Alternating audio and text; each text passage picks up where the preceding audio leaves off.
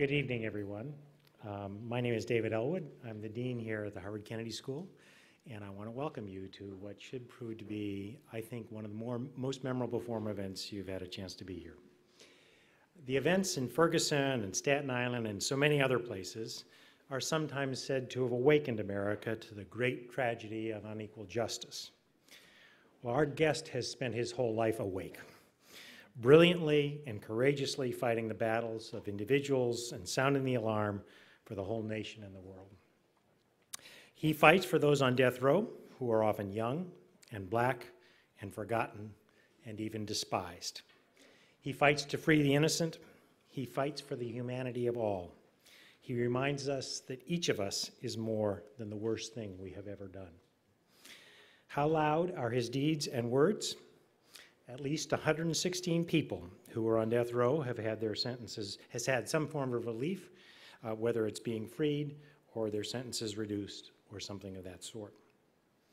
And as of 3:15 this afternoon, his TED Talk, given on March 2012, had been viewed 2,165,633 times. As of 4:15 this afternoon, there were 120 more views. That's remarkable impact.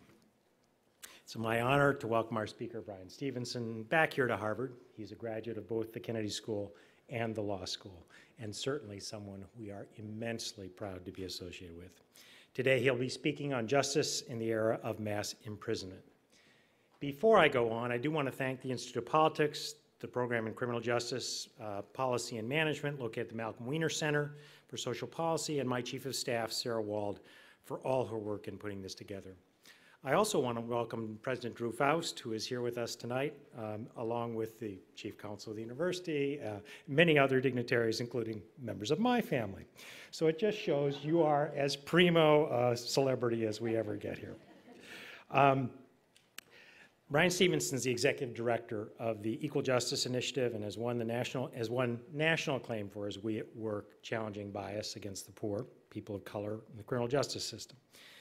He's been representing capital defendants and death row prisoners in the Deep South since 1985, when he was a staff attorney with the Southern Center for Human Rights in Atlanta, Georgia. His story begins, though, in rural Milton, Delaware, where desegregation was a bit slow to reach. His first classroom days were spent in a segregated elementary school. That was in the 1960s. This was a town where the doctors and the dentist's office, black children and their parents continued to enter through the back door while whites went in the front. His family, which was a strong and powerful force in his life, included his mother, Victoria Golden, his grandmother, Victoria Golden, who was the daughter of slaves in Virginia, and the family matriarch who taught him many valuable lessons about dignity, strength, and fighting for what's right, and perseverance. As a young man, his life was marked by great achievements. He excelled in school, played sports, and acted in plays. He went on to attend Eastern University and then came to Harvard in 1981. A turning point came when he traveled to Atlanta for a month-long internship in 1983 as part of a Harvard course on race and poverty. He worked for an organization known as the Southern Center for Human Rights. While Stevenson read transcripts that revealed the misconduct, and he reviewed briefs devoid of legal, he reviewed briefs that were rather devoid of legal analysis. Even as a student, he said, I could do better. In both of the cases he worked on that January, the clients eventually had their death sentences set aside, and they received prison terms instead. It did seem to me that you could actually do something, he says. Since 1989, he's been the executive director of the Equal Justice Initiative, a private, nonprofit law organization he founded that focuses on social justice and human rights in the context of the criminal justice system. EJI litigates on behalf of condemned prisoners, juvenile offenders, people wrongly convicted or charged, poor people denied effective representation, and others whose trials are marked by racial bias or prosecutorial misconduct. In addition to all this, he's also been on the clinical faculty at NYU since law school since 1998, and in 2006, NYU presented him with its Distinguished Teaching Award. For his work, he's run an amazing number of awards, ranging from the prestigious MacArthur Fellowship Award, Reebok Human Rights Award, ACLU Medal of Liberty, Public Interest Lawyer of the Year, the Olof Palme Prize in Sweden, numerous honorary degrees, and the like. But there is one biographical fact that more strongly illustrates the character of our speaker than any other in my own mind. At age 16, his grandfather was killed in a robbery gone wrong. This is the man who fights for justice and mercy for those on death row. He has recently published a quite remarkable book called Just Mercy, with, by the way, a terrific title, which is a memoir that serves as a compelling analysis of how race and class distort our criminal justice system. If you care about justice, read that book. And if you really want to see a remarkable talk, watch his TED Talk. I'm sure we're in for a remarkable talk this evening. Please welcome Bryan Stevenson.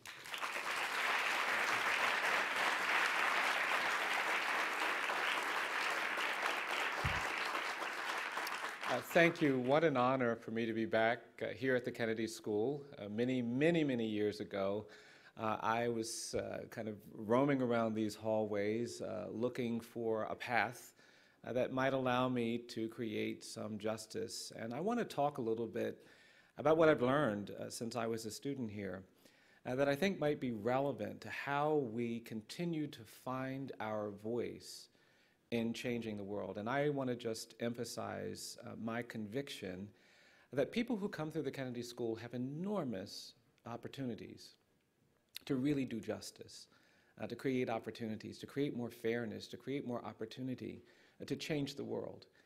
And I believe that. It sounds sometimes like a slogan, but I believe it. I believe that we each have the capacity to change the world and to change it in ways that are profound and meaningful and important. But I'm often worried that our institutional experiences when we're students and when we're in places like this get complicated in ways that make us begin to doubt our capacity to change the world. Our role as teachers, those of us who teach, is to complicate the situations that you're trying to learn. We need you to understand all of the nuances and all of the details and all of the challenges and inconsistencies. And a lot of times when you start as a student, you have this grand ambition, and it gets so undermined by the complexity that you begin to think that your ambition is foolish and it's misguided. I see it happen to law students. And I really want to kind of talk about why you should not let that happen. The work that I do is on the criminal justice system, and in many ways, it's a problem we have developed in this country because too few people have had the hope and the ambition necessary, the courage and the leadership to do justice. This country is a radically different place today than it was 40 years ago. In 1972, we had 300,000 people in jails and prisons. Today, we have 2.3 million. The United States has the highest rate of incarceration in the world. We have 6 million people on probation or parole.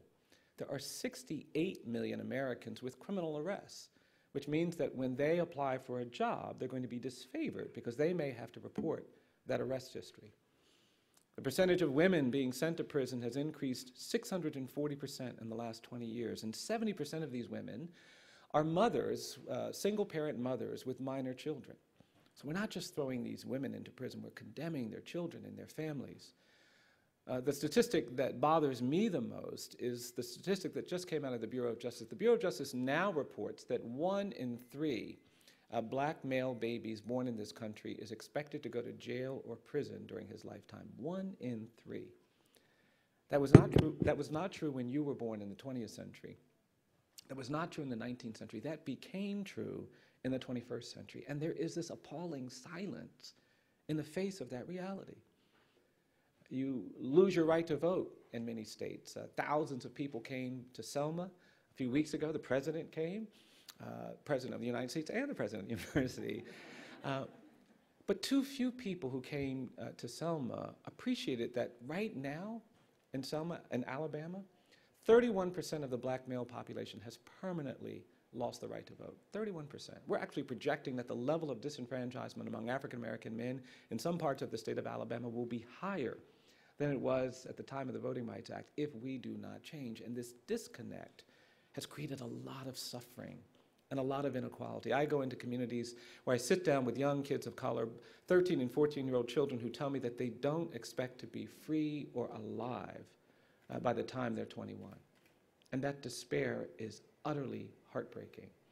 So for me, it's become necessary to think about what are the elements of creating greater justice? What's necessary to create greater opportunity and fairness? And I want to talk about 4 things that I think are important. The first is that I am persuaded that if you're going to do good justice work, if you're going to be really good at creating policies that affect reform and help the most vulnerable, you've got to get proximate to the people you care about. You cannot, in my judgment, do good work, do good justice. You certainly can't change the world without spending some of your time in proximity to the things you care about.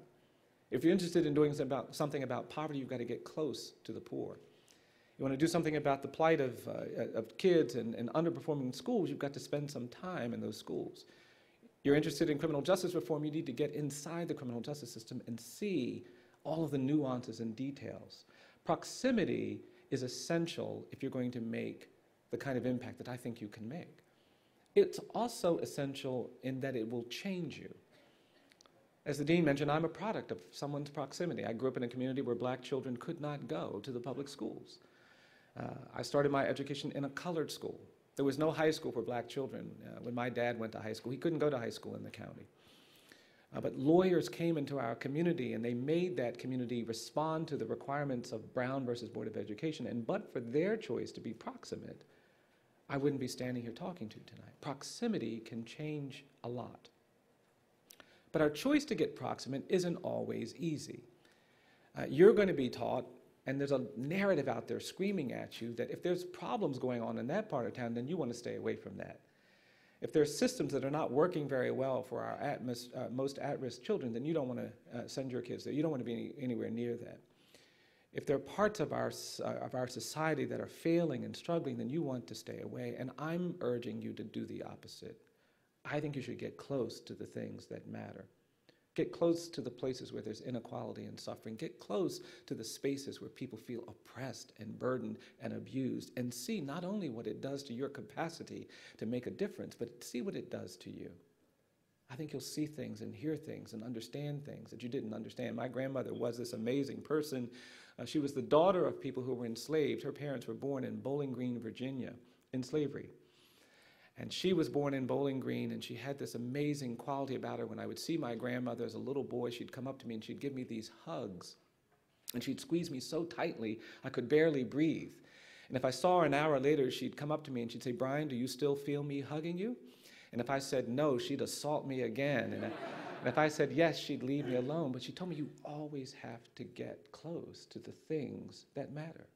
And she said, you matter to me, so you're going to stay real close to me. And I would go places, and she wouldn't let me get too far away.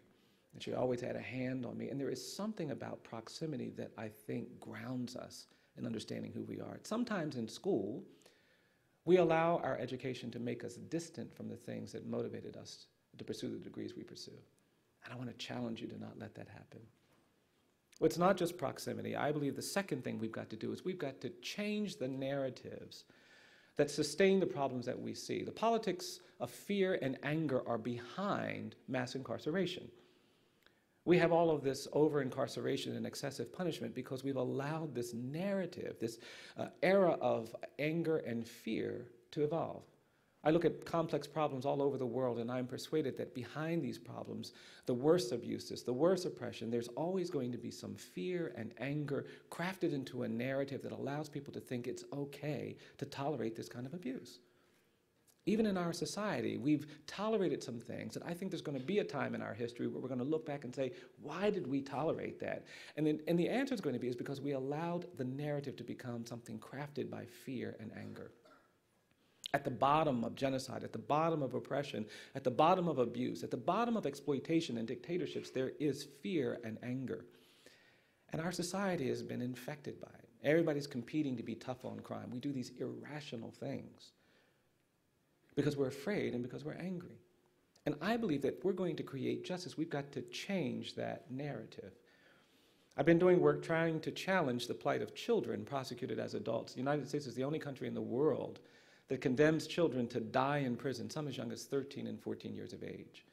We will not sign the Covenant on the Rights of the Child, the well-respected international document that protects the rights of all children, and we won't sign it because it prohibits the death penalty and life sentences for children. We've got some 250,000 kids who've been sentenced to prison for long term, for decades.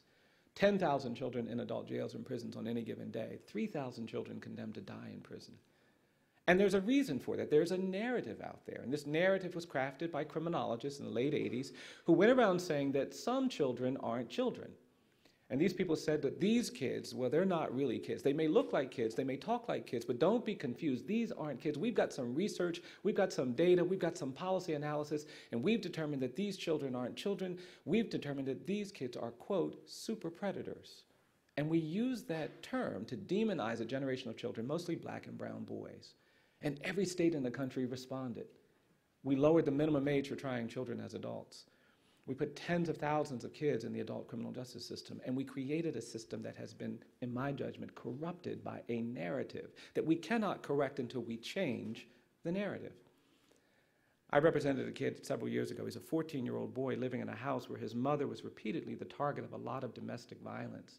This boy's mother had a boyfriend, and when the mother's boyfriend would start drinking sometimes, and when he started drinking, he'd get violent.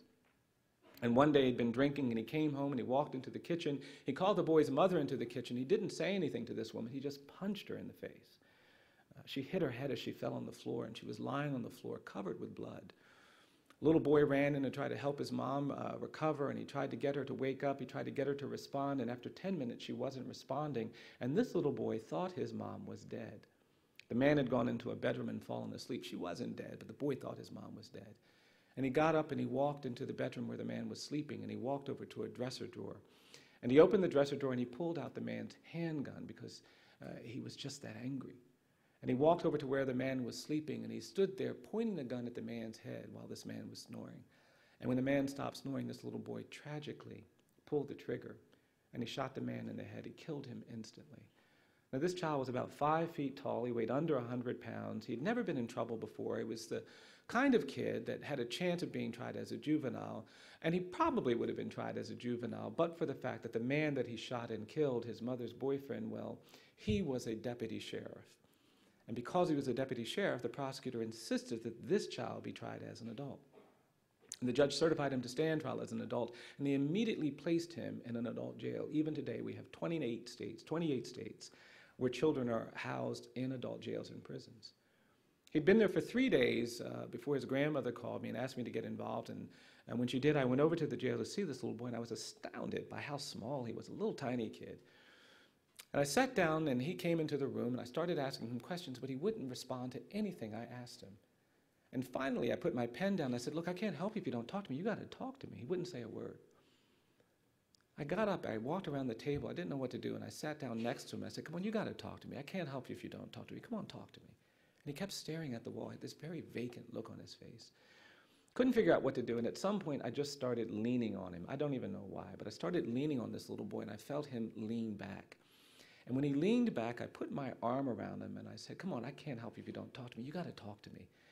And when I said that, this little boy started to cry. And through his tears, he began talking to me, not about what happened with his mom, not about what happened with the man, but he started talking to me about what had happened at the jail. He told me on the first night that he had been there, he'd been hurt by several men. He then told me on the next night he'd been raped by several people. He told me on the night before I'd gotten there, so many people had hurt him, he couldn't remember how many there had been. And then I held this little boy while he cried hysterically for almost an hour. I was trying to get him to calm down, and I couldn't. Eventually, I got him to calm down. I was going to go and try to make arrangements to get him out of that facility, and he was begging me not to leave. I said, "No, I'm going to be back." And I got out of that jail, and the question I asked myself is, who is responsible for this? And the answer is, we are. We've allowed a narrative to emerge that suggests that some children aren't children. I believe that all children are children. And when a society begins to demonize its kids and fail to recognize the vulnerability of all children, we are at risk of great abuse, great injustice. And we've allowed that to happen because the narrative has been allowed to persist, and we've got to change the narrative. I think it's cruel to say to any 13-year-old child that you are fit to only die in prison, and yet we do it. I think we need to change the narrative about race. I don't think we've ever really confronted the history of racial inequality in America. We've got a terrible, terrible problem in this country. We have all inherited the silence and the indifference of our parents and great-grandparents about this history of racial inequality.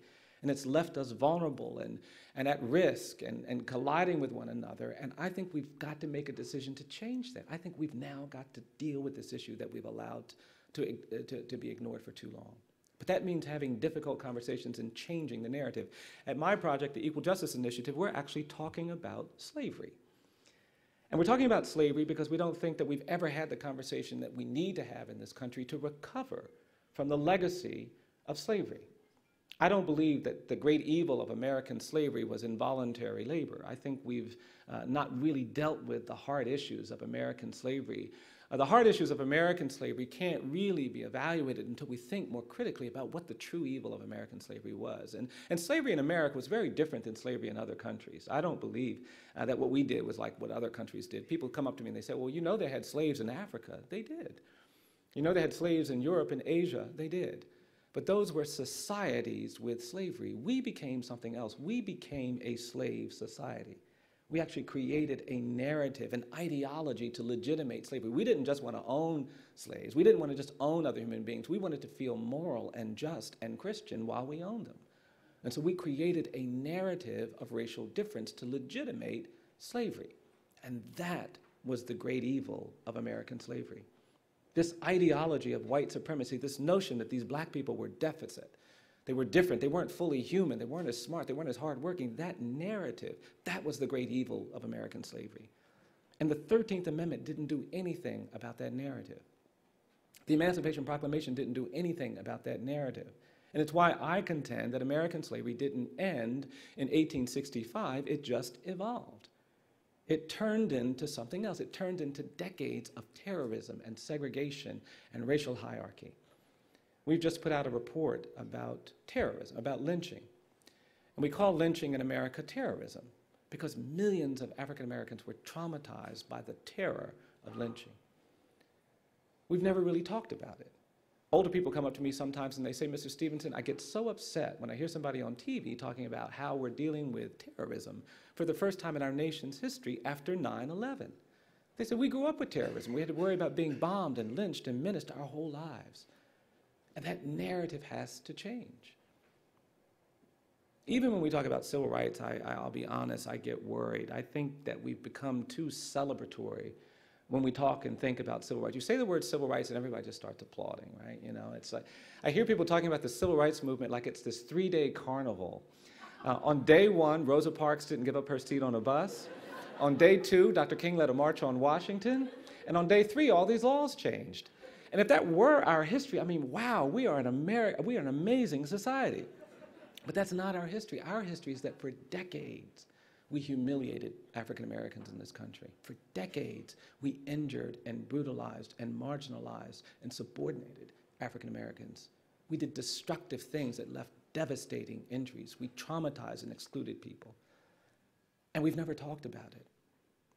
And because of that, we are still at risk. We're still vulnerable. You come to the Deep South, we love talking about mid-19th century history. We just don't like to talk about slavery.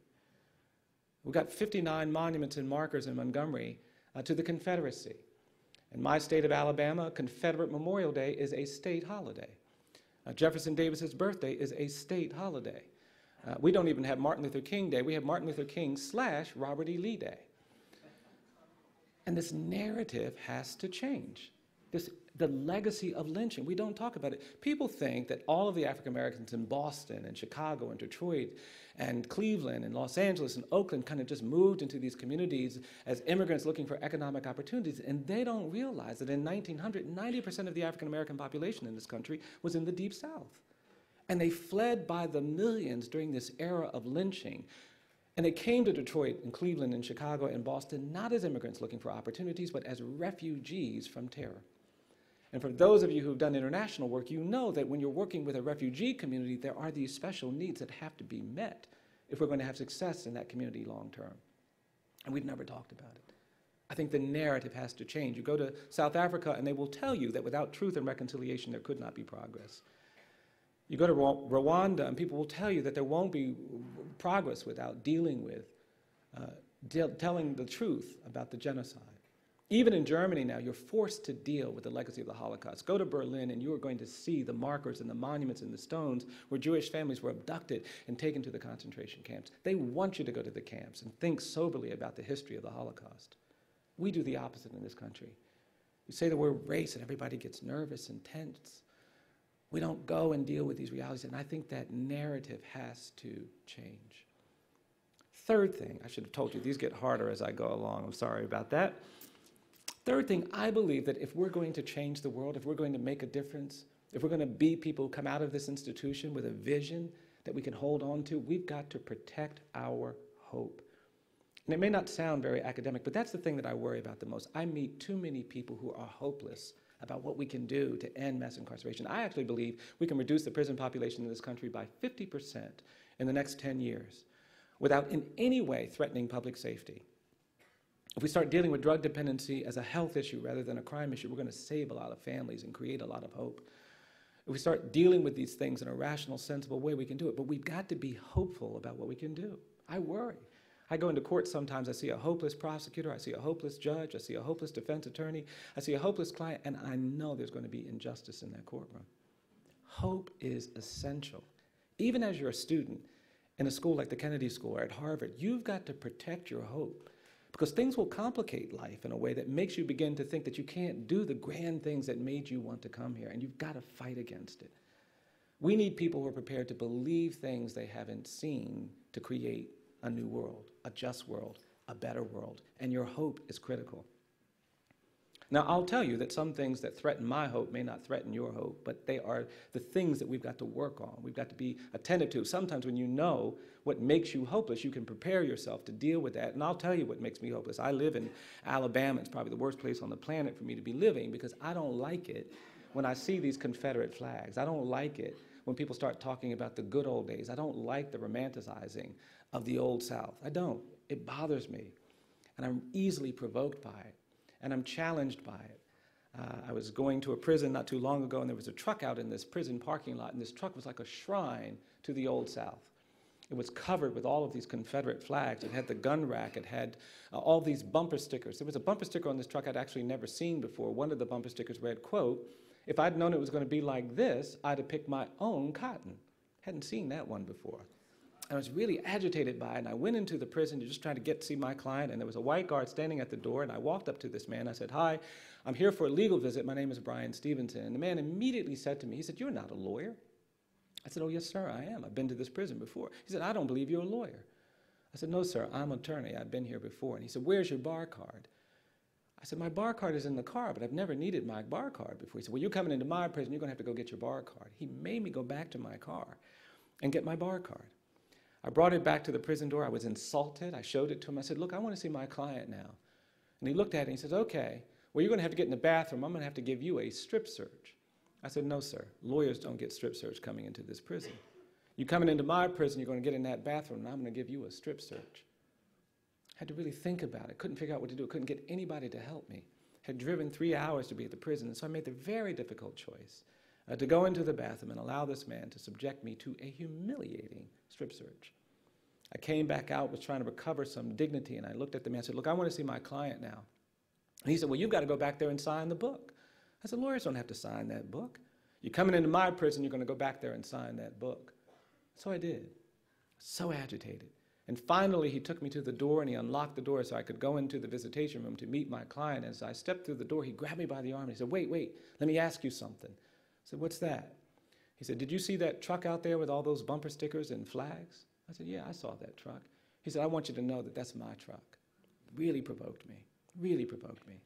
I was sitting in the room just agitated, waiting for my client to come out. The client was somebody I'd never met before, a young African-American man, and he came into the visitation room, and he sat down, and the first thing he said to me was, quote, "Did you bring me a chocolate milkshake?" And I thought to myself, this is the strangest day I've had in a really long time. I said, "No, I didn't bring you a chocolate milkshake. I'm your lawyer. I'm here to defend you. I've got some questions." And I started asking my questions, and he wasn't paying attention. And I realized he was still hung up on this milkshake. So I put my pen down. I said, look, I'm sorry. I didn't realize you wanted me to bring you a chocolate milkshake. The next time I come, if they let me, I'll bring you a chocolate milkshake. And this man smiled and smiled and smiled. Terribly disabled person, terribly disabled, horribly abused as a child. He was in 29 foster homes by the time he was 10 years old. At the age of 13, he began showing symptoms of bipolar disorder, but he couldn't get medical care because he was poor, so he started using crack cocaine. By the age of 15, he was addicted to heroin.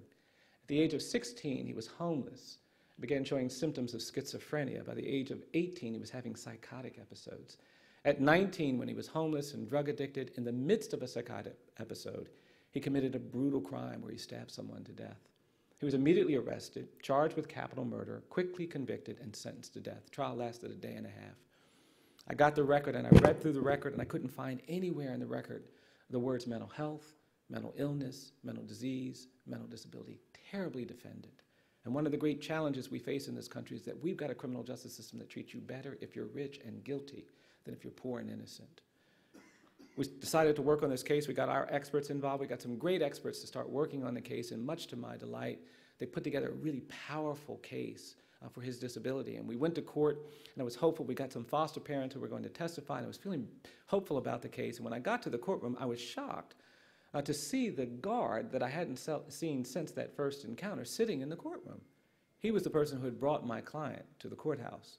And I went over to my client. I had to go through the ritual. I said, I'm sorry I couldn't bring you a milkshake before I could get him to pay attention. And then we started doing the hearing. And we had a really good 3 days in court. The experts were great. The judge was paying attention. I was growing hopeful about the outcome.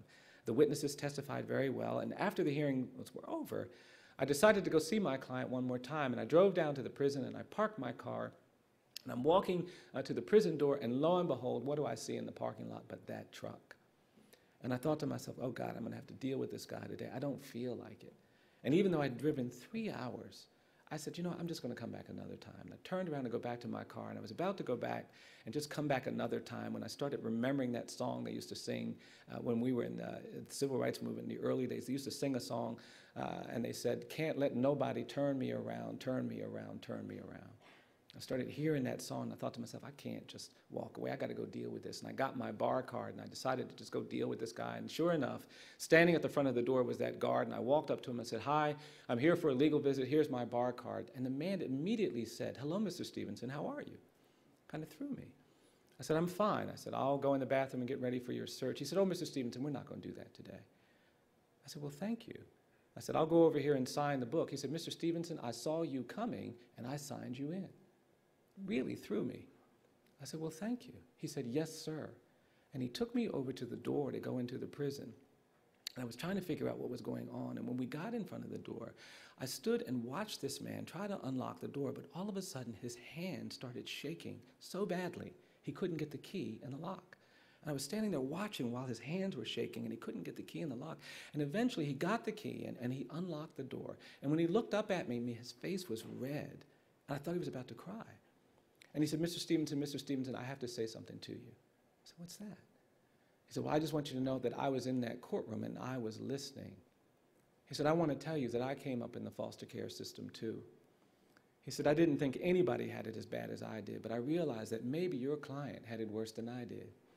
He said, I'm a really angry person, been angry my whole life.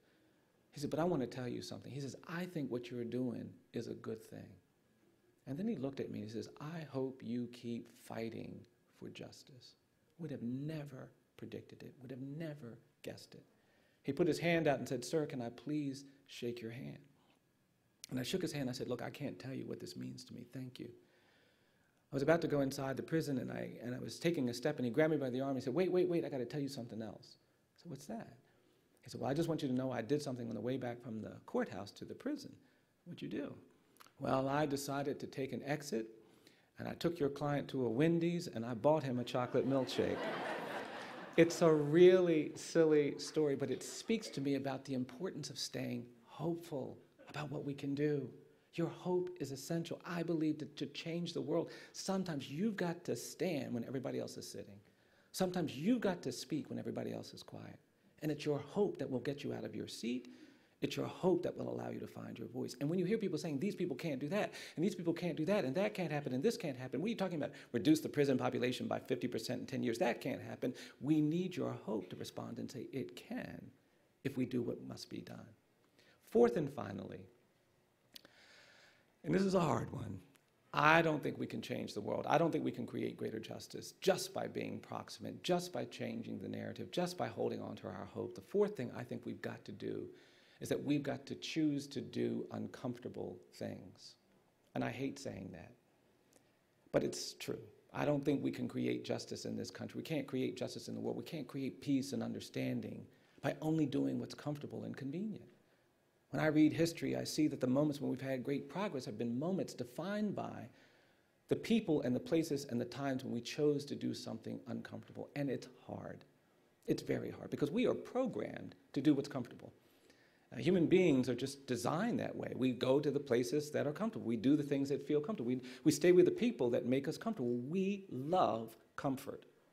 And I'm not against comfort. Don't get me wrong. I love comfort. I'm not against comfort. I was giving a talk down in Mississippi. I got off the plane, and people came up to me, and they said, oh, Mr. Stevenson, we know all about you. We know what kind of person you are.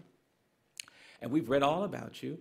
And we're having our conference at the luxurious DoubleTree Hotel. And we decided that you wouldn't want to stay at the luxurious DoubleTree Hotel. We asked one of the farmers if they would put you up in the barn. And I looked at them and said, what is wrong with you? I said, of course I want to stay at the luxurious DoubleTree Hotel. You know, I like those chocolate chip cookies just like everybody else. That's not what I'm talking about. What I'm talking about is that sometimes you have to choose to do something uncomfortable because it is necessary to create justice. The civil rights movement was populated by people who chose to do uncomfortable things. And it's necessary that you appreciate that there's power when we sometimes do the uncomfortable. I was giving a talk in a church, and an older man was sitting in the back of the church, and this man taught me something. He taught me that there's a different metric system for those people who choose to get proximate, that choose to change narratives, that choose to be hopeful, that choose to do uncomfortable things. And there are metrics that we have in universities. There are grades, there's money, there's prestige, there are all these things. When you come out of the Kennedy School, there are all these things that we'll pay attention to, and we can and we should. But there's another metric system I want you to consider.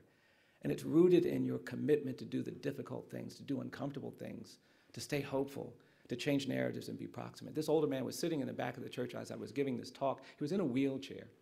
And he was staring at me the whole time I was talking with this very angry looked very stern. And he was sort of distracting me because I couldn't figure out what was the problem. And he kept looking at me so hard. And I kept going through my talk. And when I finished the talk, people were nice. They came up. And this man kept sitting in the back staring. And eventually everybody left. And this man had a little boy wheel him up to me in the front of the church. And he came down the aisle with this very stern look on his face. And he got in front of me. And he put his finger up. And he said, "Do you know what you're doing?" And I didn't know how to respond. And he asked me again, he said, "Do you know what you're doing?" And I stood back and I started mumbling something. I don't even remember what I said. And then he asked me one last time, he said, "Do you know what you're doing?" And I stood there staring. He says, "I'm going to tell you what you're doing." And then this older man looked at me and he says, "You're beating the drum for justice." And I was so moved. He says, "You're beating the drum for justice." He said, "You keep beating the drum for justice." And I was really moved. And then the man said, "Come here, come here, come here." And he grabbed me by my jacket and he pulled me into his wheelchair. He said, "I'm going to show you something." And this man looked at me and he turned his head. He said, "You see this scar I have behind my right ear?" He said, "I got that scar in Greene County, Alabama in 1963. He turned his head and said, "You see this cut I have down here? You see that scar?" He said, "I got that scar in Philadelphia, Mississippi during Freedom Summer." And then he turned his head. He said, "You see my dark spot?" He said, "That's my bruise. I got my bruise in Birmingham during the Children's Crusade." He said, "I'm going to tell you something." He said, "People look at me. They think I'm some old man sitting in a wheelchair covered with cuts and bruises and scars." He said, "But I'm going to tell you something, young man." He said, "These aren't my cuts. These aren't my bruises. These aren't my scars." He said, "These are my medals of honor." There is something honorable when we recognize that we can do difficult things in service of justice. I believe really simple things. I believe that each person is more than the worst thing they've ever done. I think if somebody tells a lie, they're not just a liar. I think if somebody steals something that doesn't belong to them, they're not just a thief. I think even if you kill somebody, you're not just a thief. I also believe that we talk too much about wealth in this country. I hear it all the time, money over here, money over there. I am not against wealth. I believe we've got to have money and good distribution of wealth. But I don't believe the opposite of poverty is wealth. I don't. I'm persuaded that in this country, The opposite of poverty isn't wealth. I believe the opposite of poverty is justice. And we need to talk more about justice. We need to create just relationships. We need to do the things that facilitate justice. And finally, I believe, in our public policy analysis, when we're evaluating what's a success, when we're evaluating what's good, when we're evaluating what's working, I'm going to urge us to not judge our success by how we treat the rich and the powerful and privileged. I believe you judge the character of a society, the effectiveness of a policy, the commitment to the rule of law, the civility of a community, not by how it treats the rich and the powerful and the privileged, but by how it treats the poor, the incarcerated, and the condemned. There is a great opportunity at this point in our history when there is so much insecurity, so much misunderstanding, so much distrust, and we just need more people to get proximate, to change narratives, to do hopeful things, and yes, to do uncomfortable things. This is a space that has been occupied by people who have made legendary contributions to our world because they chose to do uncomfortable things. I hope it's a space that you'll contribute to when you leave this room, as you go through your careers, as you go through your degree programs. I'm so excited to be back at the Kennedy School. I have so many wonderful memories of my time here. But what I most want to honor are those of you who have come into this room looking to find your way to stand when others are sitting and speak when others are quiet. I am so grateful and thankful to you for this opportunity. Thanks very much.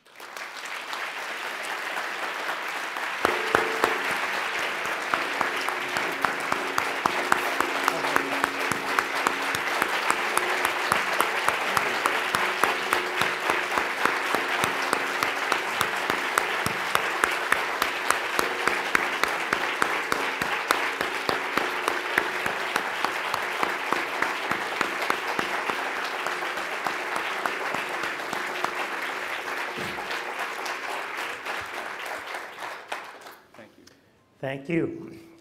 Told you it'd be great. So we have time for questions. I just want to remind all of you, a good question at the Kennedy School consists of 3 things. First, I'd like you to identify yourself. Second, keep it short. And third, have it end with a question mark. There are microphones here, and another one here, here, and here. So I guess I'll start. I have a question for you to begin with. We've seen this extraordinary, you described the last 40 years in a way that was quite frightening. This last year, we've seen something different. There was a fear, I think, on some people's part that Ferguson would be a 3-day story or whatever else. It feels like something's different. Do you think it is, and where do you now think the next lever, the next hope, the next narrative can come from? Yeah. No, I think it is different only because there is this growing space for leaders to lead. I mean, I think the opportunity to lead, I mean, you know, Ferguson is not the first incident we've had in the last 40 years. You go every year and there is this kind of tragedy that disrupts a community. You know, in Los Angeles in 1992, we had real catastrophe around the same kind of problem, but we didn't have leadership to turn that problem as an opportunity to move forward. And I think there's a little bit. I credit the president for creating this task force on policing to create a conversation around that. And you're a member of that. I am a member of it, yes, so that's primarily why I'm crediting him, but no, I'm not. No, but I do think that people are perhaps feeling like it's time to stop talking about being tough on crime. And you hear it from both sides. People are saying, no, let's be smart on crime, you know, right on crime. And I do think there's enough of an understanding, finally, that there's a resistance to just doing what we've done. I mean, I wrote this book because I'm persuaded that if most Americans saw what I saw what I see on a regular basis, they would demand reform.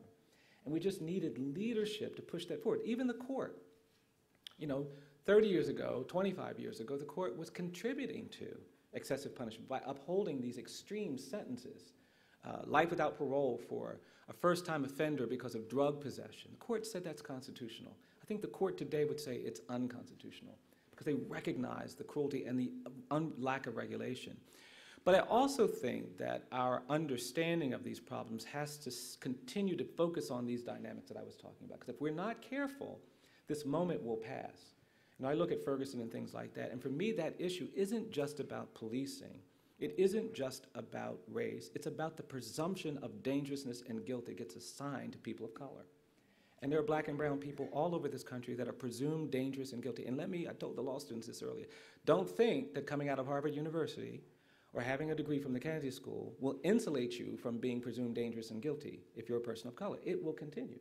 And we've got to change it. I was telling people earlier, I was in a courtroom just in the Midwest a couple of years ago doing a hearing. And I got to court, I had my suit on, I had my shirt on, I had my tie on. I was at the counsel table there early, ready to do my thing. And the judge walked in and he saw me sitting at counsel table and he said, hey, you get out of here. I don't want any defendant sitting in my courtroom without their lawyer. You get back out there in the hallway and wait until your lawyer gets here. And I stood up and I said, oh, I'm sorry, Your Honor, I didn't introduce myself. My name is Bryan Stevenson. I am the lawyer. And the judge started laughing, and the prosecutor started laughing, and I made myself laugh because I didn't want to disadvantage my client. And then my client came in, a young white kid I was representing at this hearing, and we did the hearing. But afterward, I was thinking to myself, what is it that when this judge sees a middle-aged black man in a suit and tie at counsel table, it doesn't occur to him that that's the lawyer? And then I thought, well, whatever it is it going to disadvantage defendants of color when they're sentenced? And I think it is. Is it going to change the way that judge hears the testimony of African-American witnesses? Yes, I think it will. Is it going to change the way that judge values the victimization of people of color in that community? Yes, and we've got to change that. Just in the same way, it's a different kind of violence. It's a different kind of shooting. It's a different kind of crisis. And so all of that has to be wrapped together. So I do think we're in a moment, but it's a moment that has to be sustained by a deeper engagement with these issues. But I'm hopeful that we can achieve that. Right over here. Hi, thank you so much. My name is Leah Singer, and I'm a member of the John F. Kennedy Jr. Forum Committee. My question for you is that today I heard about a success you had on a case, so congratulations. Thank you. And I was wondering if you could speak to that accomplishment a little bit. Sure. Yes, I've been really edgy all day, and I chose not to talk about it tonight because I thought I might just dissolve into weeping or something like that, which wouldn't be good. Oh, okay. No, it's okay. I'm feeling better. No, it's a wonderful, wonderful development. But yes, I have been representing somebody who's been on death row for 30 years, who is innocent. And we were able to uncover evidence of his innocence that was, in my judgment, absolutely irrefutable. It was a firearm case where they said that this man committed these murders in Birmingham because a gun found in his home had been matched to bullets from these 3 crimes. And he was so poor at the time of his trial that he couldn't get the kind of expert he needed to prove that that wasn't true. He actually had to his lawyer hired a civil engineer who was literally blind in one eye and could not use a dual lens microscope to actually look at the evidence. And the guy was laughed out of the courtroom when he was convicted and sentenced to death. And this man has spent the last 30 years in solitary confinement on Alabama's death row. He's been down the hall when 51 people have been executed, the first 30 of whom were executed in the electric chair, and he would talk about smelling the flesh burning in his cell. And he's been threatened with death every day by the state for something he did not do. And when we presented the evidence of his innocence, we got the 3 best gun experts in America to test this weapon, and they all quickly, unanimously said, no way is this weapon involved in this crime. And I thought then we would see some justice, but they absolutely would not do anything. They never said, we don't believe you. They never said, we discredit this. We never said, we don't believe these experts. They just said, we're not going to do anything.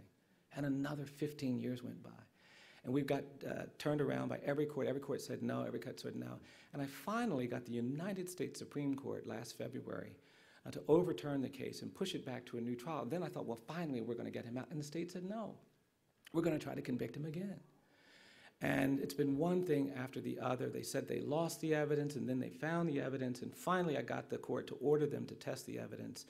And late last night, I got a notice, a call, telling me that the evidence results came back confirming what we've been saying all along. And early this morning, the state called and finally conceded that they had the wrong person. And tomorrow morning, this man is going to be released from prison after 30 years. Yeah.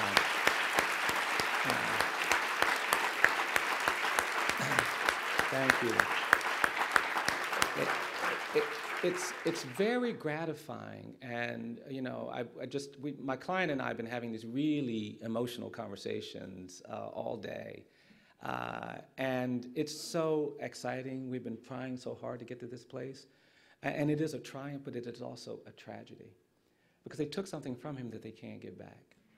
And last night the conversation was, oh, I'm so happy, I'm so happy, this is what I've been waiting for, this is what I'm looking for. And he was been so anxious about whether he would ever get out of prison and avoid execution. That's what we've always talked about. And then this morning when we were talking on the phone, what he was anxious about was the world in front of him. He said, I don't know anything about the internet. I don't know anything about the ATM. I don't know anything about these smartphones. And now I'm anxious about what's on the other side. And he said to me, will I ever be able to live a life without this kind of anxiety? And I asked him, I said, well, what do you want? And we were talking. He says, well, what do you want? He says, it's so embarrassing. And he started crying because he felt so bad. He says, all I want is freedom. And when I start trying to think of the other things I want, I can't think of a single thing that I want as much as freedom that's worth mentioning. And I feel like I'm somehow incomplete because I can't tell you what else I want. And all of that disruption that is created by what we've done, that's the tragedy part. But we're going to embrace the triumph part with a lot of love and a lot of excitement.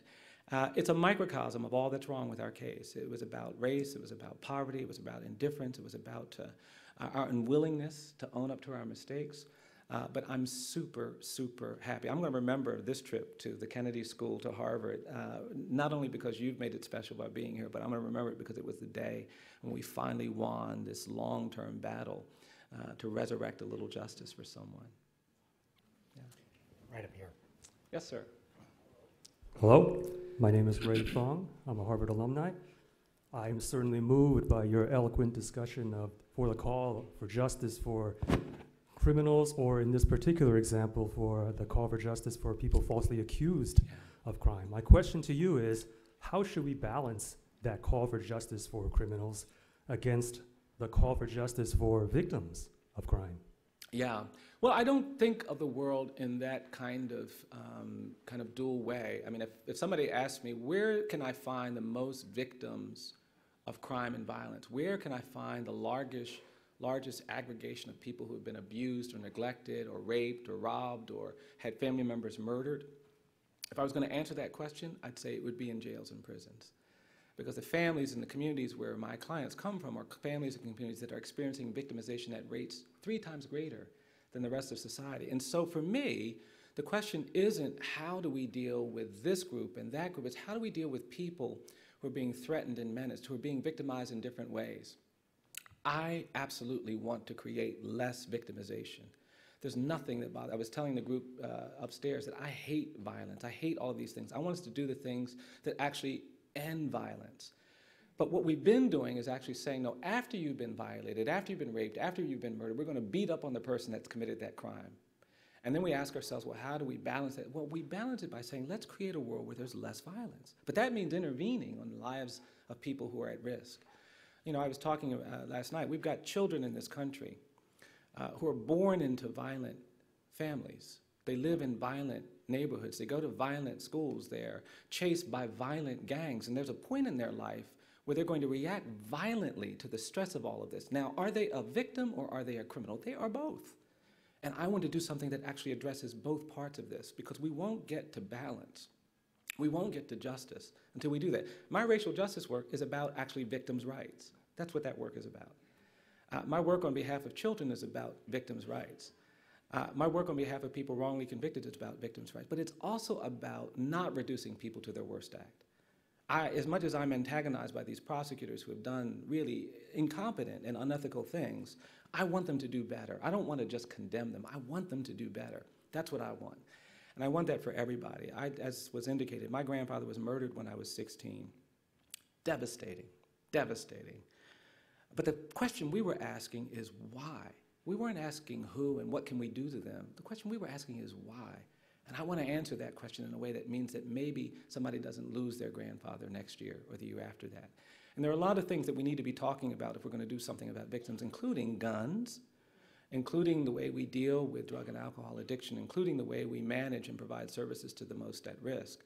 But we somehow isolate that from this conversation. We only talk about punishment over here and victims' rights over there. And I'm worried about that because I think it's a construct that ultimately doesn't succeed. So yes, I'm deeply, deeply committed. I spend a lot of time with the family members of the people who are violated, even by some of my clients. And nothing creates more hope for me when I see some restoration, some responsiveness to that victimization that makes people feel a little less oppressed and burdened by what's happened to them. Right up here. Thanks. My name is Jamarcus.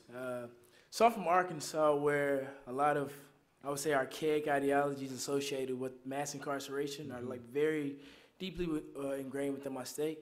And so I'm guessing, I'm wondering, what advice would you give in order to establish more hope and compassion on the statewide level when individuals don't really have that experience that the Guard was able to gain from an individual perspective?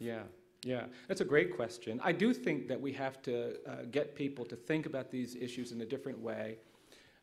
We're making some progress in some of these states. You have to take all the tools, including things like cost, right?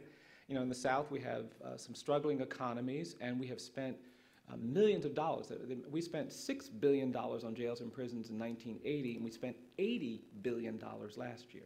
And we've actually bankrupted our schools and our health and human services and our public services because we've invested in jails and prisons. And sometimes you get their attention by saying you can't afford all of this over-incarceration. I've got a client who's serving life without parole for writing a bad check for $100. And I ask every politician, who can defend this? And they can't. It's a habitual felony offender, one of these 3 strikes cases. So sometimes we get their attention that way. The other way we do it is by kind of challenging them to create a new narrative. I was telling the group earlier, this is my fantasy. I am persuaded that there's going to be a southern white governor at some point, I hope, who I can go and see and say, you know what, I want you to end the death penalty in your state, maybe in Arkansas. And I want you to end the death penalty not because you're morally opposed to it, not because you think it's unreliable, not because you think it's unfair, not because of cost. I want to say to that governor, I want you to say you're going to end the death penalty because our history of racial inequality and lynching and violence and slavery means that we should not engage in killing other people. Right. And we're going to do it just to kind of honor and reflect that thing. The death penalty for me is not about whether people deserve to die for the crimes they've committed. The death penalty for me is, do we deserve to kill? And when you have a system that treats you better if you're rich and guilty than if you're poor and innocent, when you have a system corrupted by these presumptions of dangerousness and guilt and race and politics and all of that, you don't deserve to kill. And I want that governor to say, you know what, I'm not going to have the death penalty in my state because of our history of racial inequality. Right. And I'm going to say, watch what happens. Every state in the country is going to know your name. Countries all over the world are going to be talking about what you do because what you will be doing is leading us on a new narrative. And I think that's the kind of conversation we need to start having with some of these folks. Wouldn't cost you anything. It wouldn't kind of be a big deal, really, in the sense of all the things that are happening, but it would be remarkable. And that's what I want to facilitate in some of the conversations we have in the South. Yeah. Right over here. Hi, Bryan. Thank you so much from the bottom of my heart for being here. My name's Caroline. I'm from South Carolina. And I am an MBA at MIT and an MPA student here at the Kennedy School. I'm graduating in May and going back to South Carolina. Wonderful. Because I want to be proximate. Yeah. In my journey, otherwise known as a job search, I am running up against something you mentioned, which is that we Southerners are very polite, but we are very uncomfortable with uncomfortable topics. And I'm just wondering if you'd speak a bit about the early days and where the wedge is, that where you can begin those conversations, because people don't want to talk about inequality, especially among racial lines. Yeah. No, I think it's a great question. I think you do have to be tactical and strategic. We've got some tools that we're using to change the narrative. If you go to our website, you're welcome to kind of ask for any of these things. But we've put together a calendar. It's one of these little subtle things that we do, and it's a calendar that just documents the history of racial inequality. It's not a very cheerful calendar. It's got some difficult, we don't have Barack Obama's birthday in it. We don't have all of these celebratory things. It's about these moments in history when there are difficult things have happened. But I've gotten the most inspiring calls from people who said, guess what? I put my calendar up in my workplace and nobody has ever dealt with race, but people are coming by and asking me to talk about this calendar, asking questions, they're making comments. And I think we've got to do things like that. We're doing a project where we're trying to put markers at the places where this history needs to be elevated. So we've now put 4 slave markers in downtown Montgomery. We love talking about mid-19th century history in the South, right? But we don't like talking about slavery. So we're trying to mark it. We did this report on lynching. My goal is to put markers and monuments at every lynching site in America. I don't think you should be able to live in this country and go past the spaces where this horrific acts of violence and terrorism have taken place. There was no debate. We were going to have a memorial at the 9/11 site, and we should. But what about the other places where terrorism have gone unchallenged? And there's something about that that I think can push us to begin to deal with this. The other thing we have to do is express our concern for all of those who've been burdened by this. You know, I'm not trying to get to a different place just because I want to help African Americans. I want to help African Americans, absolutely. But I want to help everybody. There's a generation of people who are white in this country who were taught by their parents that they're better than other people because of their skin color. That's a kind of child abuse. And that we haven't helped them recover from that through our silence. And that's why we got to find our voice. I want to get to a place where we are free from the presumption of dangerousness and guilt, where we don't get all rattled when somebody says something about race, where we don't get conflicted because some person of color is in a space that we're not used to, but also where we don't have to worry all the time about this infection that we carry around with us. And that's got to be part of what we offer to people, is a new kind of freedom, a new kind of opportunity. We've been mimicking the habits of people, the behaviors of people who are not bigoted, but we actually haven't learned to be not bigoted. And I want us to stop the mimicry and actually learn to make steps forward. Thank you. Right over here. Very much for coming. Yes. I had a question about mass Identify incarceration. yourself. Huh? Identify yourself. Oh, sorry. My name is Pulad. Yeah. I had a question about mass incarceration. Do you think there are reasons other than the drug war, racism, or a narrative of fear for this huge growth in the prison population? Maybe reasons that are more ambiguous or even legitimate, or at least complex? And if so, how should that be factored into how we approach it as a problem? Yeah. You know, I actually think not really. I mean, the prison population in this country was very stable throughout the 20th century. I mean, we always hovered at the same level. And it really was a conscious decision in the 1970s, first by President Nixon, to regain political control. When we had all of these college students, you know, protesting on college campuses, the anti-war protests had disrupted the narrative. There were drugs in college life at levels that people hadn't seen before. And I think control was a political response to that, and criminal justice system was the medium that control was going to be influenced. But I think it was quite political. You know, the violent crime rate today is about where it was in the 1960s in most communities. So we didn't need 2.3 million people in jails and prisons to achieve the same kind of crime rate. So I do think it has been this misguided war on drugs. That's about 1 million people of the 2.3 that are in there. These kind of misguided three-strike mandatory sentencing contributes about another 500,000. And then I think we've got this excessive punishment. I do think economics has increasingly become a contributor to mass incarceration. And that's not about race and about the narrative per se. We now have private industries that have an economic model pushing them to maintain a high level of incarceration. So if I say, let's not put any more people in prison for simple possession of marijuana, and people say, yeah, that's a great idea. These private companies are going to send lobbyists to the legislature to make sure that bill doesn't get passed. Why? Not because they think that's a bad idea, but because they need to keep 2.3 million people in jails and prisons. They have an economic incentive to maintain high rates of incarceration. And we've never had to deal with a moneyed lobbying group that's about sustaining mass incarceration. And in some states, that's an enormous barrier to reform. And we're going to have to reorganize ourselves to deal with that kind of new threat, which I do think is part of it. I do think that that the narrative isn't just politicians. It's reinforced by the media. I mean, I'm astonished by how that's worked. I mean, you look at journalism today, and because of the competition of the internet, people become more desperate. And the model that seems to succeed is to keep the viewers afraid or keep them angry. That's what will keep them tuned in. Even the Weather Channel. I go to places, Sunday night, I turn on the Weather Channel and see what I'm supposed to be afraid of in Iowa. What am I supposed to be afraid of in California? Because there's going to be something, you know, dust bowls or dark clouds or gigantic raindrops or whatever. And they're talking in this way that is intended to make you stay tuned. Because if you don't stay tuned, something bad may come and get you. And it's just astonishing to me the way that narrative has really kind of infected the way we talk about a whole range of things. So I do think that's the biggest part of it. And what I want to do is to say, look, fear and anger are also the essential elements in oppression and abuse and genocide and all kinds of the horrible things that we see. But I think that the moneyed interest is the new challenge that we face that we haven't talked about in mass incarceration. Right up here. Hello, Bryan. Hi. Thank you for your presentation. My name is Mong Neo, and I'm a doctoral student in the Graduate School of Education.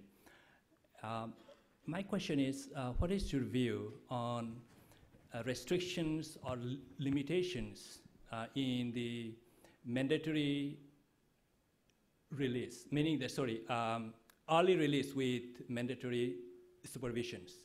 So I wonder if the restrictions, requirements, and limitations, especially for non-violent juveniles, does it play any role, in your opinion, in terms of having them coming back to jail or incarcerated?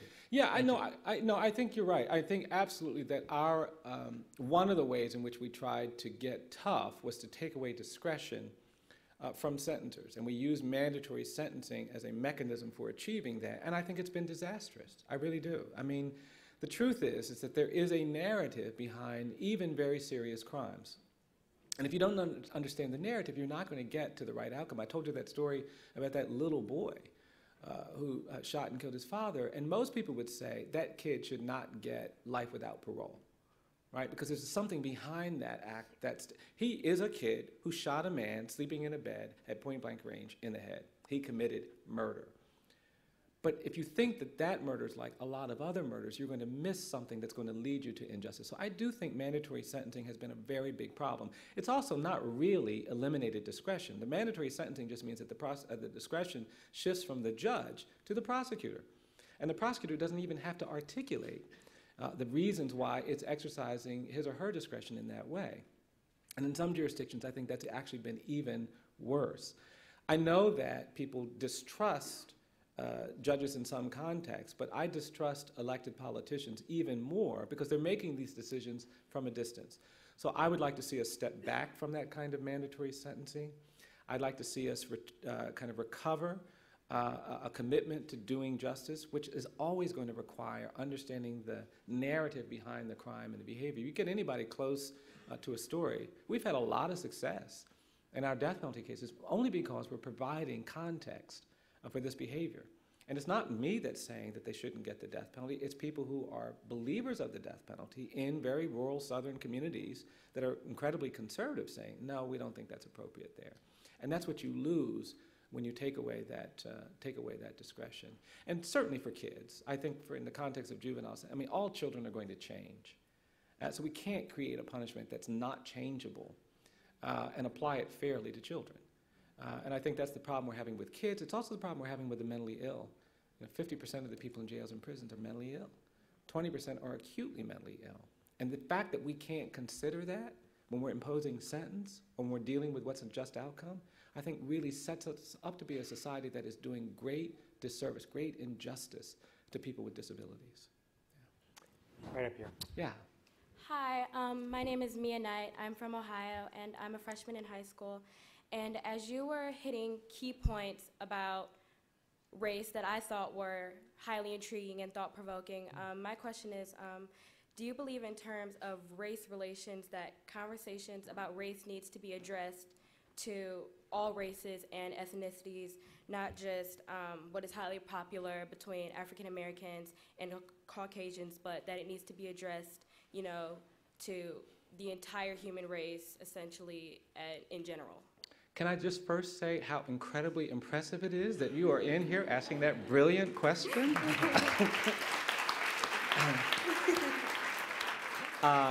Thank you for that.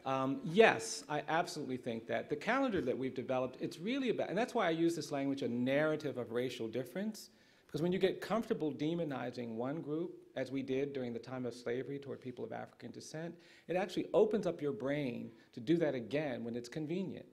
And Native people in this country were burdened by a narrative of racial difference. We called them savages.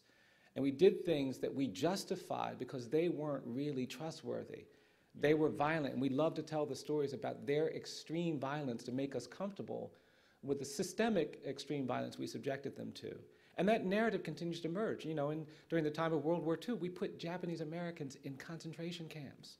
And we told a narrative about the threat that they posed to us. And there was a time in parts of the country where Catholics were deemed different in a way that allowed us to exploit them. And so yes, it's a kind of disease that if you don't deal with it, it will spread. Now, I do think, though, there is something fundamental about the challenge that African Americans face, because our history is rooted in enslavement, and it was coded and stratified and codified in ways that few things have been. And so it's going to take a special kind of intervention to deal with that. And while I think it's absolutely incumbent that we deal with it in any manifestation, we've got a new challenge now because we're dealing with people who are religious minorities, people from the Mideast, people who are Muslim are being menaced and threatened because of that status. And so we've got to be on guard to deal with all of it. And our calendar really tries to kind of tell that story by looking at these challenges, not just the challenges faced by African Americans, but by all kinds of people in our country. Frey, we're just going to have time for 2 more questions, right here. Thank you so much. My name is Anam Kotwavedi, and I'm a first-year Master in Public Policy student here.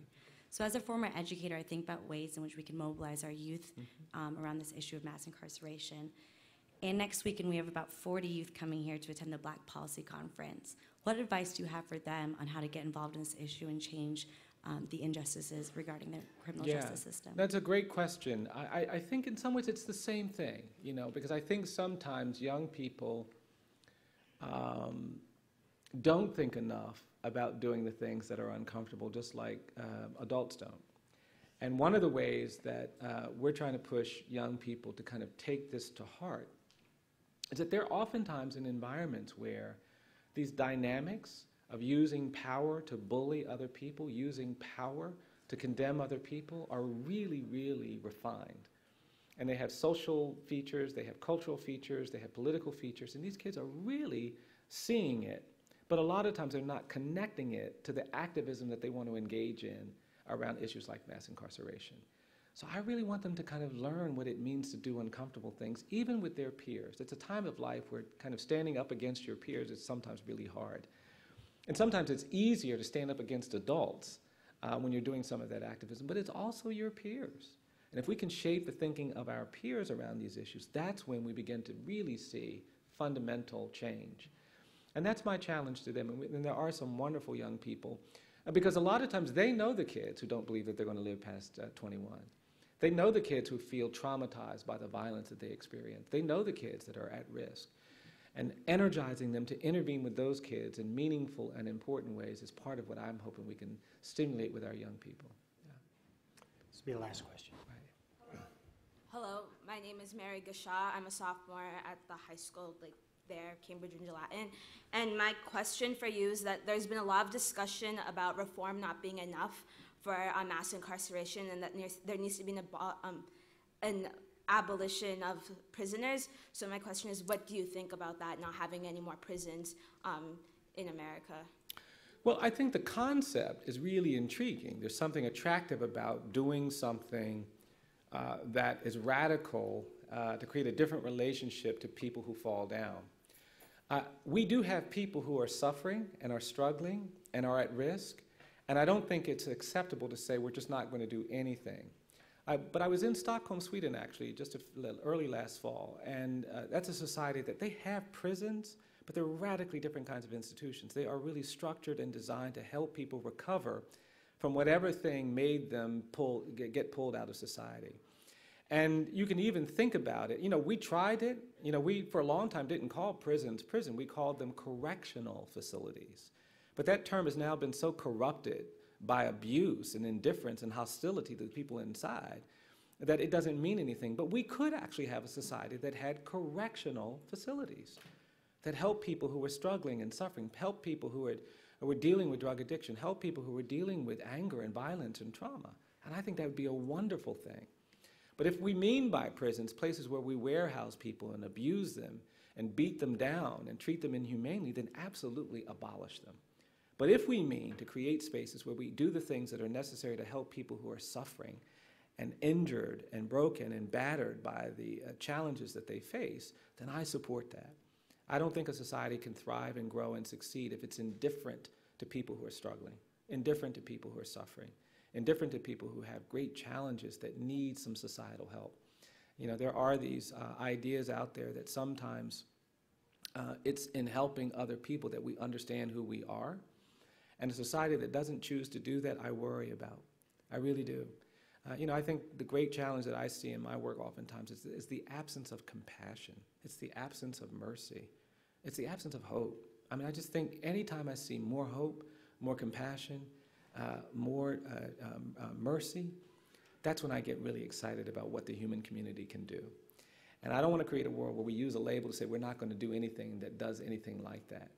I do want to see it change, its form, its character, its identity. And that's what really excites me about the kind of reform that we're trying to achieve.